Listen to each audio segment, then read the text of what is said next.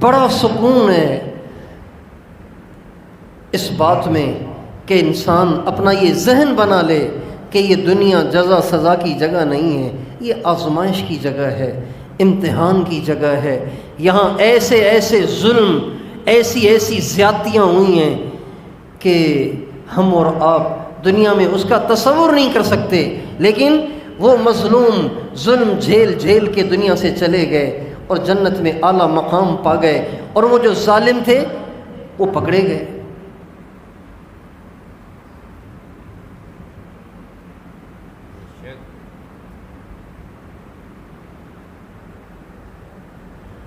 اس دنیا میں جن شخصیات کے ساتھ انتہا درجے کا ظلم ہوا، انتہا درجے کی زیادتیاں ہوئیں، انتہا درجے کا ستم ہوا،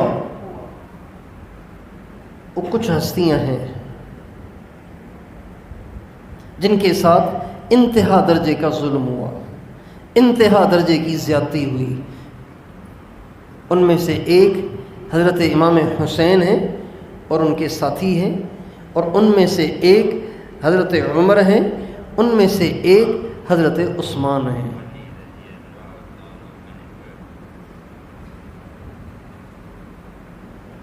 اس لیے ان کو امام مظلوم کہا جاتا ہے، امام مظلوم۔ جیسے امام حسین امام مظلوم ہے نا، ایسے ہی حضرت عثمان بھی امام مظلوم ہیں۔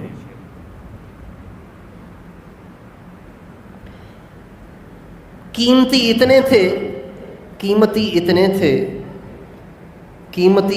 تھے کہ سرکار دو عالم صلی اللہ علیہ وسلم نے فرمایا لِكُلِّ نَبِيٍّ إِنَّ لِكُلِّ نَبِيٍّ رَفِيقًا فِي الْجَنَّةِ وَأَنْتَ رَفِيقِي فِي الْجَنَّةِ۔ عثمان، جنت میں ہر نبی کا ایک دوست ہوگا، جنت میں میرا دوست تو ہوگا۔ کوئی کسی کا لنگوٹی یار ہوتا ہے نا، ہر وقت ساتھ ساتھ ہوتا ہے، تو آپ نے فرمایا عثمان، ہر نبی کا جنت میں ایک ساتھ رہنے والا ہوگا، ایک ساتھی ہوگا، ایک دوست ہوگا، جنت میں میرا ساتھی اور دوست تو ہوگا۔ اتنے قیمتی تھے۔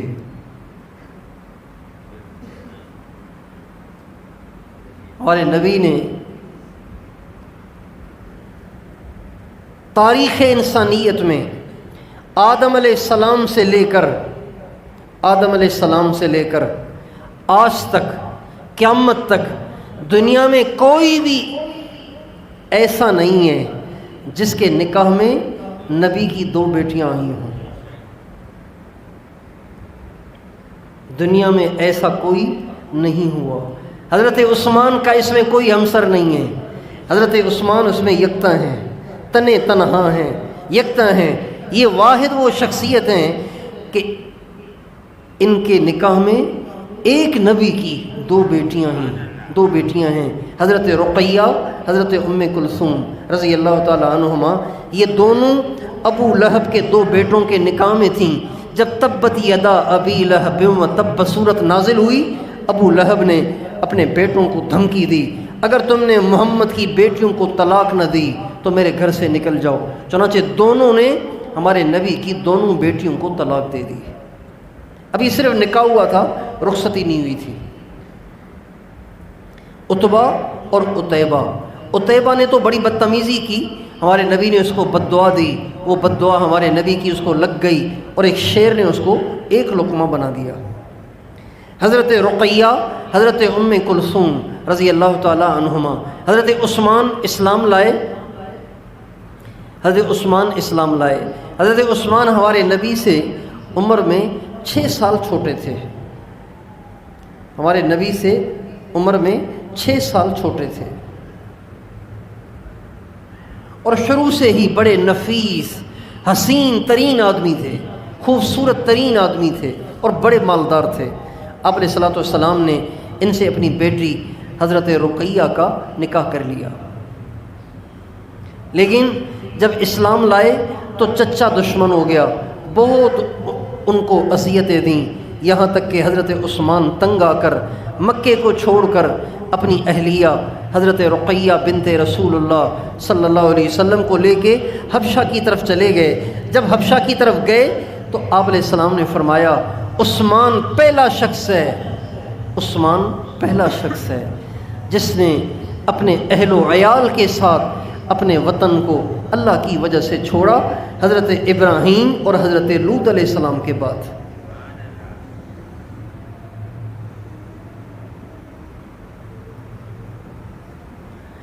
حضرت رقیہ جب ہمارے نبی غزوہ بدر کے لیے تشریف لے گئے، غزوہ بدر کے لیے گئے تو حضرت رقیہ شدید بیمار تھیں۔ آپ علیہ السلام نے حضرت عثمان سے فرمایا آپ یہیں ٹھہر جائیں، اس لیے کہ رقیہ کے پاس اور کوئی نہیں ہے تیمارداری کے لیے، لہٰذا آپ ان کے پاس ٹھہر جائیں۔ حضرت عثمان ہمارے نبی کے فرمانے پہ وہاں ٹھہر گئے۔ ادھر بدر میں مسلمانوں کو فتح ہوئی اور ادھر حضرت عثمان کی اہلیہ رقیہ بنت رسول اللہ کا دنیا سے انتقال ہو گیا۔ آپ علیہ السلام جب واپس آئے تو آپ نے دیکھا کہ حضرت عثمان حضرت رقیہ کی قبر پہ بیٹھ کے رو رہے تھے۔ آپ نے فرمایا عثمان لا تبکی یا عثمان، عثمان رو نہیں، فہذا جبرائیل اخبرنی ان اللہ عز وجل امرنی ان ازوجک اختہا، عثمان رو نہیں، ابھی جبریل میرے پاس آئے تھے اور مجھے یہ کہہ کے گئے کہ اللہ کے نبی اپنی دوسری بیٹی کا نکاح عثمان سے کر دو۔ پھر آپ نے فرمایا عثمان واللہ، اللہ کی قسم، لو کانت عندی مئۃ تموت واحدۃ بعد واحدۃ لزوجتکہا اخری، عثمان اگر میرے پاس 100 بیٹیاں ہوتی نا، 100 بیٹیاں ہوتی، ایک دیتا فوت ہو جاتی، پھر دوسری دیتا وہ فوتی، پھر تیسری دیتا وہ فوت ہو جاتی، پھر چوتھی دیتا، 100 کی 100 بیٹیاں میں تیرے نکاح میں دے دیتا۔ اتنے قیمتی آدمی تھے، اتنے قیمتی آدمی تھے، اتنے حضور کے قریب تھے۔ ایک دفعہ آپ علیہ السلام بیٹھے ہوئے تھے، حضرت ابوبکر صدیق آئے، آپ دیکھیں مجھے دیکھیں، آپ یوں بیٹھے ہوئے تھے، آپ دیکھ رہے ہیں یہ میں نے اپنے کرتے کو اپنی ران سے ہٹا دیا ہے، اب صرف شلوار کا کپڑا ہے، کرتا ہٹا ہوا ہے۔ آپ ایسے بیٹھے ہوئے تھے، حضرت ابوبکر آئے آپ ایسے ہی بیٹھے رہے، حضرت عمر آئے آپ ایسے ہی بیٹھے رہے، حضرت عثمان آئے تو آپ ایک دم یوں ہو کے بیٹھ گئے، آپ نے اپنے کرتے کو اپنی ران پہ ڈال دیا۔ تو صحابہ نے کہا یا رسول اللہ، ابوبکر آئے تو آپ نے ہیئت نہ بدلی، عمر آئے آپ نے ہیئت نہ بدلی، عثمان کے آنے سے ایک دم آپ ٹھیک ہو کے بیٹھ گئے، اس کی کیا وجہ ہے؟ آپ نے فرمایا الا استحی من رجل تستحی منہ الملائکہ، کیا میں اس شخص سے حیا نہ کروں کہ فرشتے بھی جس سے حیا کرتے؟ کتنے قیمتی آدمی ہیں یہ، حضرت عثمان کی قیمت عرض کر رہا ہوں، کتنے قیمتی آدمی ہیں، کتنے بڑے آدمی ہیں۔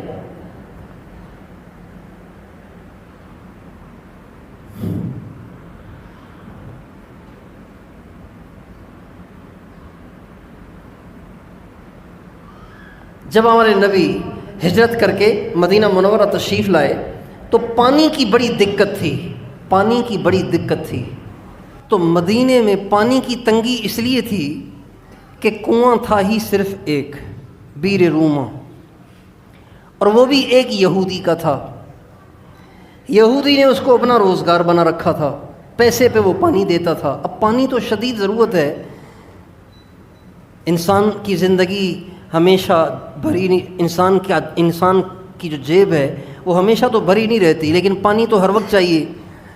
تو اس یہودی نے اس کو اپنا روزگار بنایا ہوا تھا۔ اب مسلمانوں کو بڑی دقت ہوتی تھی، پریشانی ہوتی تھی، چونکہ مہاجرین جو آئے تھے وہ اپنا سارا مال چھوڑ آئے، پراپرٹیاں چھوڑ آئے، گھر بار چھوڑ آئے، کاروبار چھوڑ آئے، ان کے ہاتھ میں تو کچھ بھی نہیں تھا، تو پانی کی بڑی دشواری تھی۔ حضرت عثمان رضی اللہ عنہ نے اس یہودی سے بات کی تو اس نے اس کو کہا کہ تم اس کو بیچ دو، میں تم سے خریدتا ہوں۔ اس نے منہ مانگی، رقم مانگی، اور وہ بھی آدھے کنویں کی، کہا آدھا کنواں بیچوں گا، آدھا نہیں، آدھا میرے پاس رہے گا، آدھا آپ کے پاس رہے گا. یعنی ایک دن آپ پانی بھریں گے, ایک دن میری مرضی ہوگی, میں اس کا پانی بیچوں گا.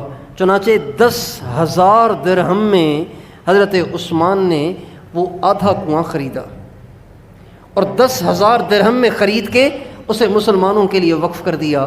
چنانچہ سارے مدینے کے لوگ حضرت عثمان والے دن میں اتنا پانی بھر لیتے تھے کہ 2 دن چل جاتا تھا. یہودی کا کاروبار ختم ہو گیا.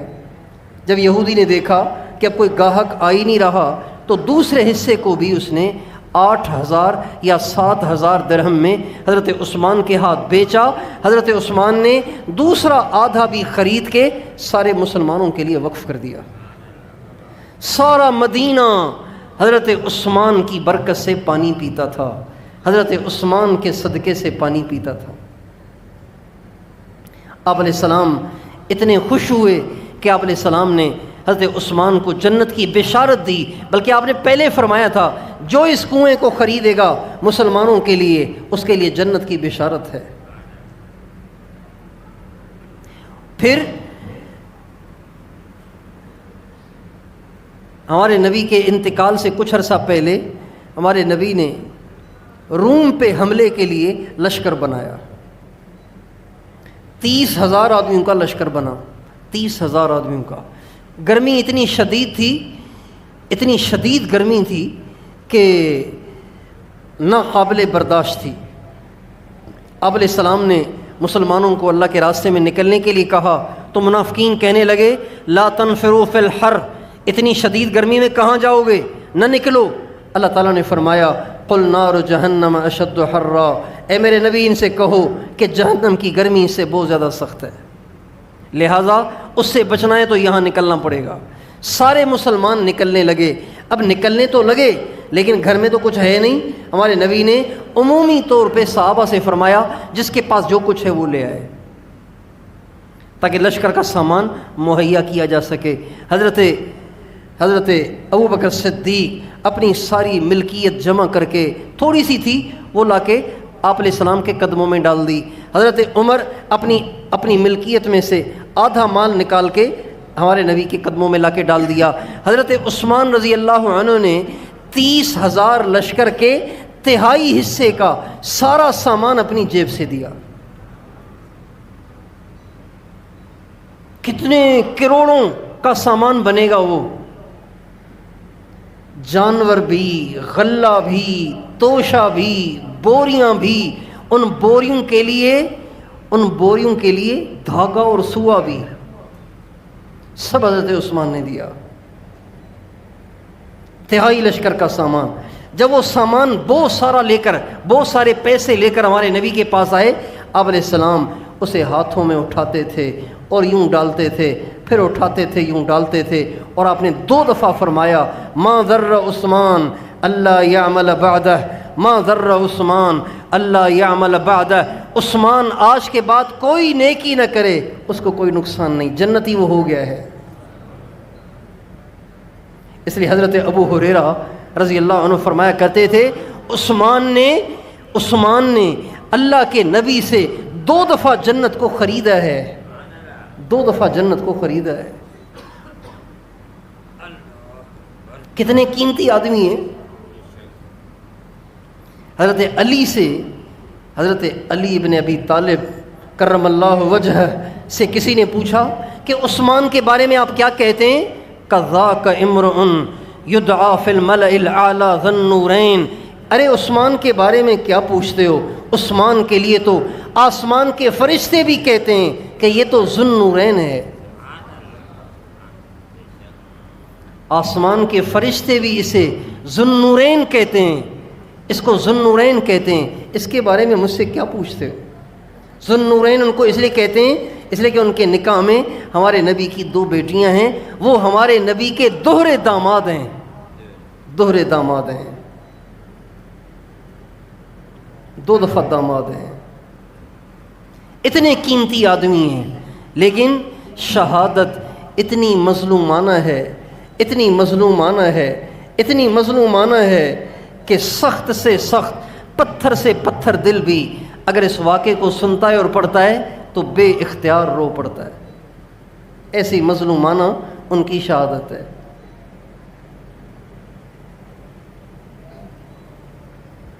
مصر کے باغیوں نے ان کے گھر کا محاصرہ کر لیا اور کہنے لگے ہم نے ان کو شہید کرنا ہے، ان کے کچھ فیصلے ہمیں سمجھ میں نہیں آتے، یہ اس لائق نہیں ہے کہ اس کو امیر بنایا جائے، لہذا ہم اسے نہیں چھوڑیں گے، ہمیں اسے شہید کریں گے۔ یہ ان کا مطالبہ تھا۔ تعداد بڑی تھی، بڑی تعداد تھی ان کی۔ مدینے کے مسلمان یہ چاہتے تھے کہ ان سے لڑیں، ان سے مقابلہ کریں اور ان کو مار یہاں سے بھگائیں۔ حضرت عثمان کہتے تھے میرے جیتے جی میں نہیں چاہتا کہ مدینے میں لڑائی ہو، مسلمان کے مقابلے میں کھڑا ہو، میں یہ نہیں چاہتا، میری جان چلی جائے تو چلی جائے، میرا خون بہہ جائے تو بہہ جائے، مجھے اپنی جان قربان کرنی پڑے تو کر دوں گا، لیکن اس امت میں جھگڑے کھڑے ہونے کا سبب میں نہیں بنوں گا۔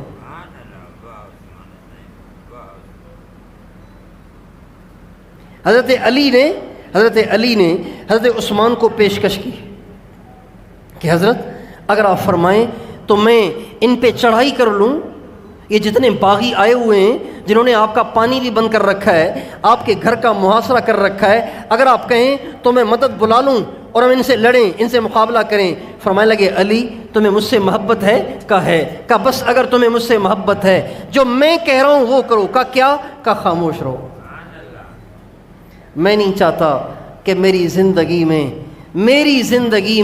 میری وجہ سے حضور کی امت کا خون بہے، میں نہیں چاہتا۔ چنانچہ حضرت علی نے کہا اتنی اجازت تو آپ دے دیں کہ میں آپ کے دروازے پر اپنے بچوں حسن اور حسین کو پہرے دار کے طور پہ کھڑا کر لوں۔ کہاں اس کی اجازت ہے؟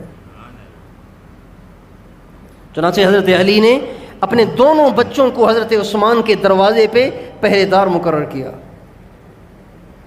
جب حضرت عثمان شہید ہوئے تو حضرت امام حسن دروازے پہ کھڑے ہوئے تھے، انہوں نے ان کو روکنا چاہا، انہوں نے حضرت حسن کو بھی مارا، یہاں تک کہ حضرت حسن زخمی ہو گئے اور وہ دیواریں پھلانگ کے اندر داخل ہو گئے۔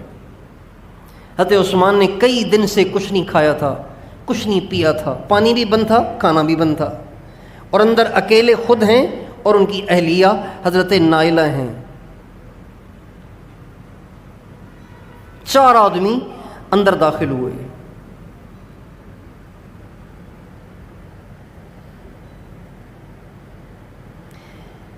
یہ صبح کا وقت ہے، جمعے کا دن ہے، صبح کا وقت ہے۔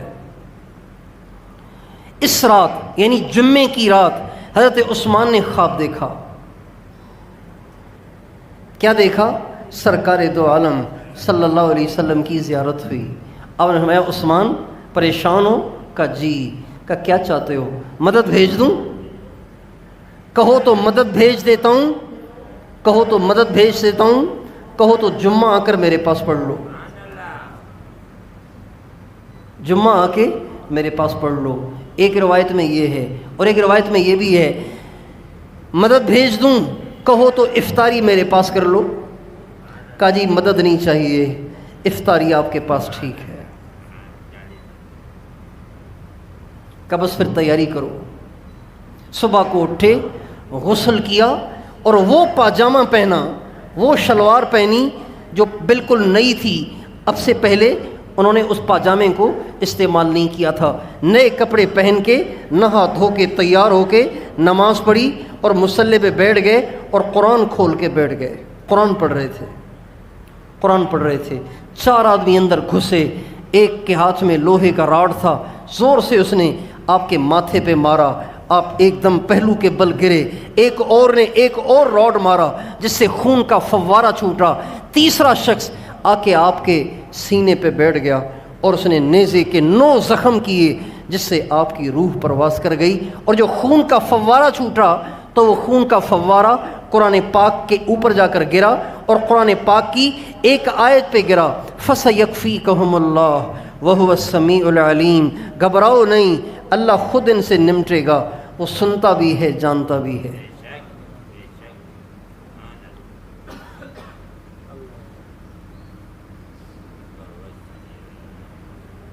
اتنا بڑا ظلم اور اتنے بڑے آدمی کے ساتھ، لیکن نہ آسمان ٹوٹا نہ زمین پھٹی، اس لیے کہ دنیا جزا سزا کی جگہ ہی نہیں ہے، یہ دنیا امتحان کی جگہ ہے۔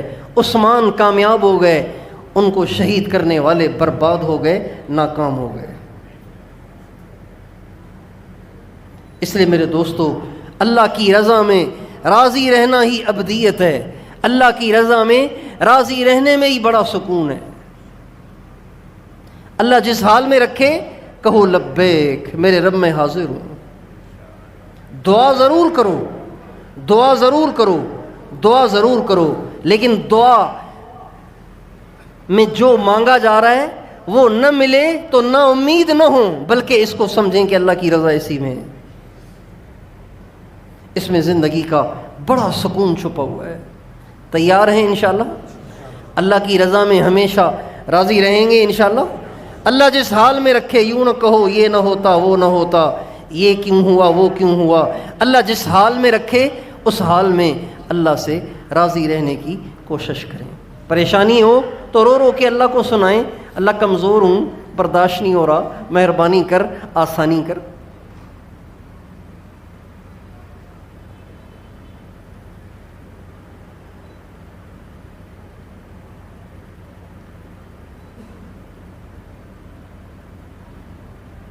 اللہ تعالی ہم سب کو اپنا سچا بندہ بننے کی توفیق عطا فرمائے۔